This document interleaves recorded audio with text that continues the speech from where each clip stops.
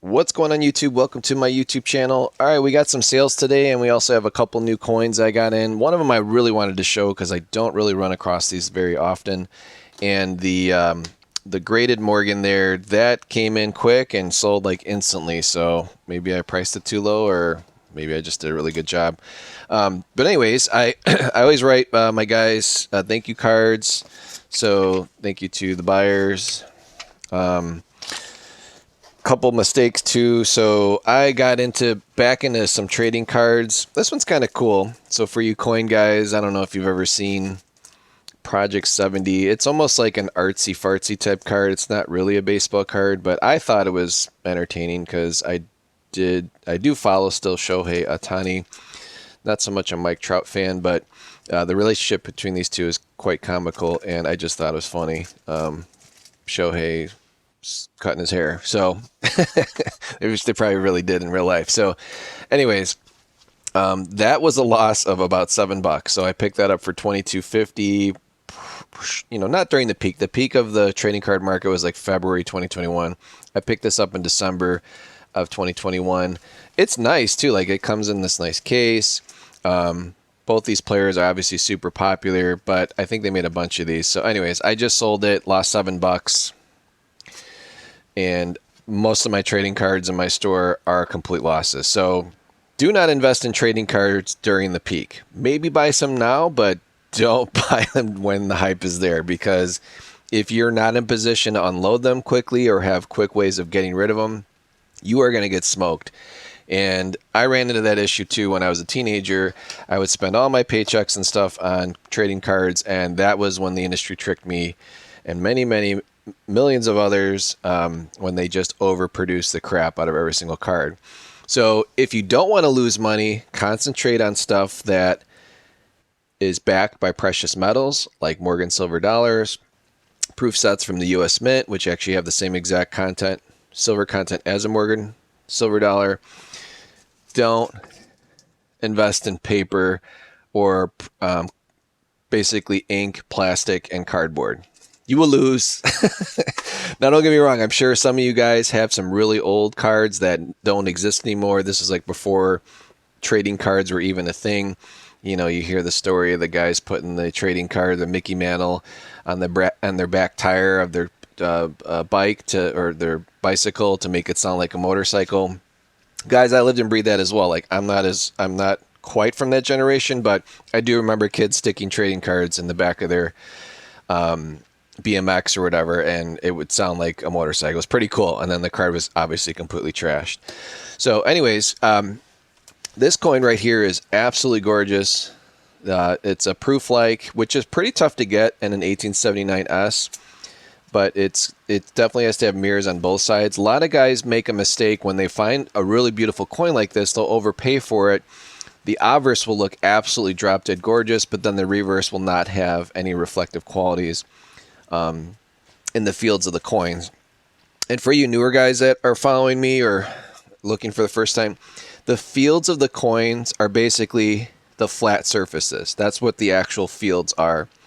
So, and it's tough too in these type of holders because everything's kind of reflective because the plastic itself has a reflection. So, but this one definitely has equal reflective fields on both sides. The other sometimes happens too, like people concentrate on the reverse of the coin. They'll be like, man, there's beautiful mirrors and this and that, but then the obverse will look plain Jane like this with no reflectiveness whatsoever. You can't call that a proof like. You can't call that a deep mirror proof like. Now, Annex will give you proof like or deep mirror proof like on just the obverse, although it's a pretty rare designation. I've picked some of those up fairly cheap and sold them. It's weird though. I notice now they're relisted on eBay and people are trying to get deep mirror proof like money on an Annex coin when it's only one side is deep mirror proof like and the reverse is, something like this where it's not very reflective. Anyways, picked this up, made a nice profit, made about $37 profit after eBay fees and everything like that. Like, that's awesome. That's what you want to do. You want to find beautiful stuff like this and flip it within a couple days. It's just this stuff doesn't really, it's harder to find, and it's harder to find sellers that are unloading stuff like this. So super happy with that. So that's getting shipped out, and that particular person's going to get a Buffalo nickel, which I noticed these are pretty nice because some people like try and ask like $5 for them. So am I giving a $5 gift to someone? Probably. Can I resell these Buffalo nickels? Probably. Now, I've already listed a bunch, the nicer ones, and I've sold a bunch, but I still have a ton listed in my store. So I do that because the money I make on those Buffalo nickels, the nicer ones, funds giving this away value to my buyers, and they truly are getting a $5, $3 to $4, $5 coin for free as a gift, as a thank you from me. And I don't beg for feedback or anything. I just say, hey, this is a great experience. Thank you for buying the coin. Give him a little thank you card and give him a pretty cool Buffalo nickel. So that guy will be happy. And I'm actually sending him my round. I don't know if he follows me on YouTube, but is he mad that I made $34 on him? I don't think so. Like, I don't get mad when people make profit on me all the time. Like, hey, that's capitalism. That's the name of the game. And then this Olympic set sold really, really fast. So on my prior video, I showed it off. Very cool set. Includes all the certificates. And I'll show it one more time here since this is going out.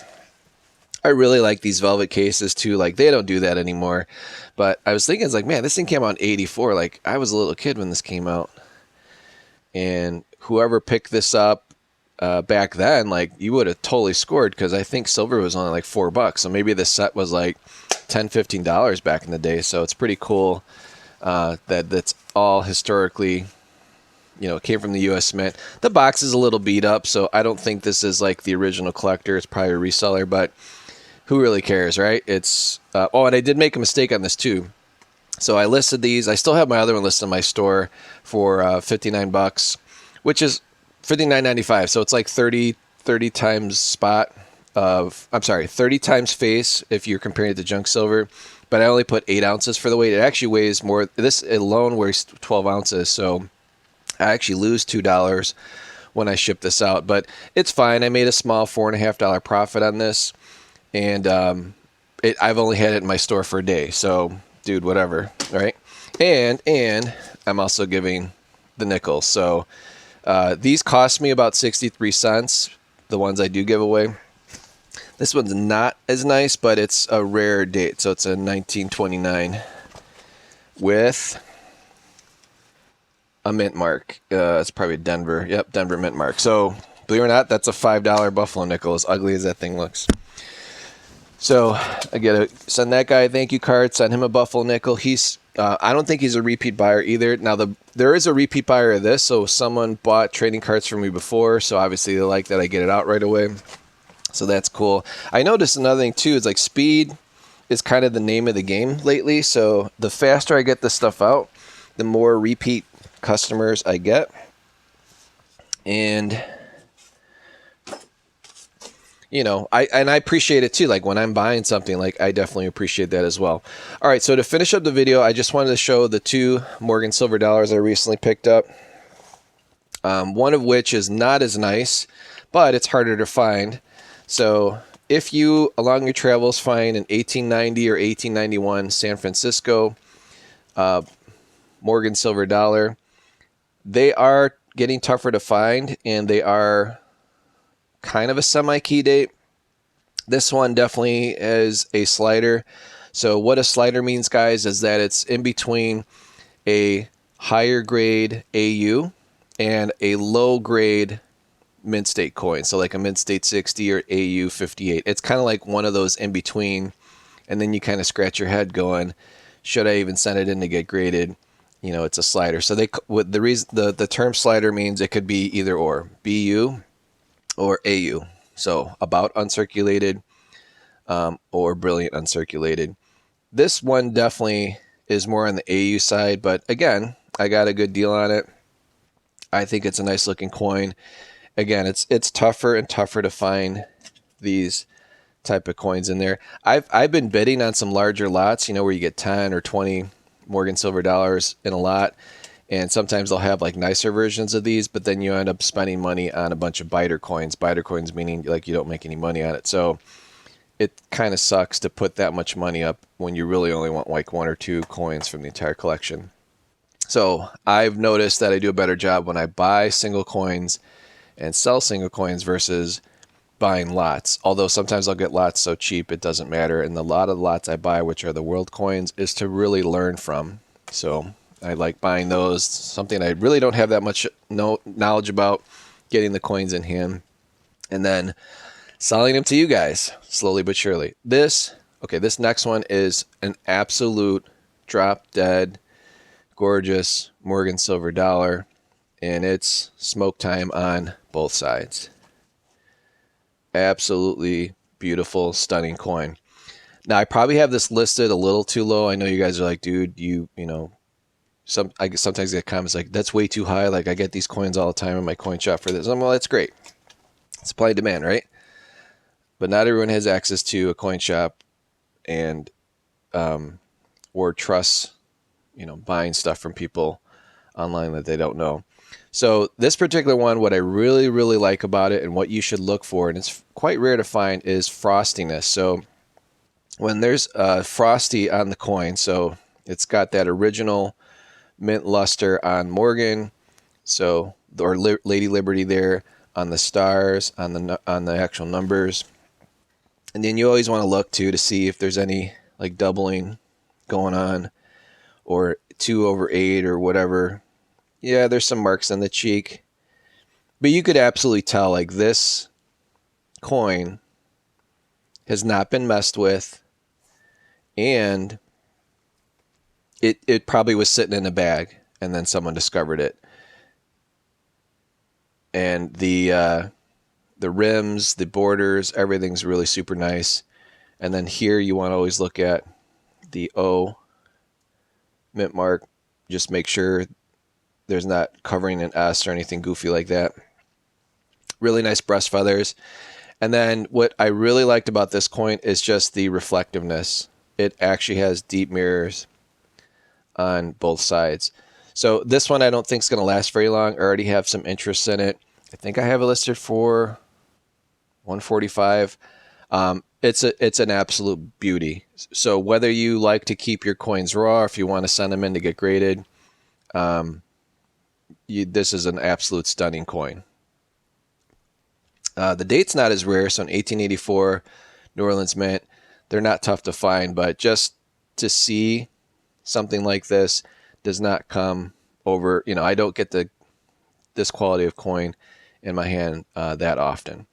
So anyways, guys, if you want any of these coins, well, if you want this one or the 1891S or any other Morgan silver dollars or silver, whatever, please check out my store. I've always got it listed in the description.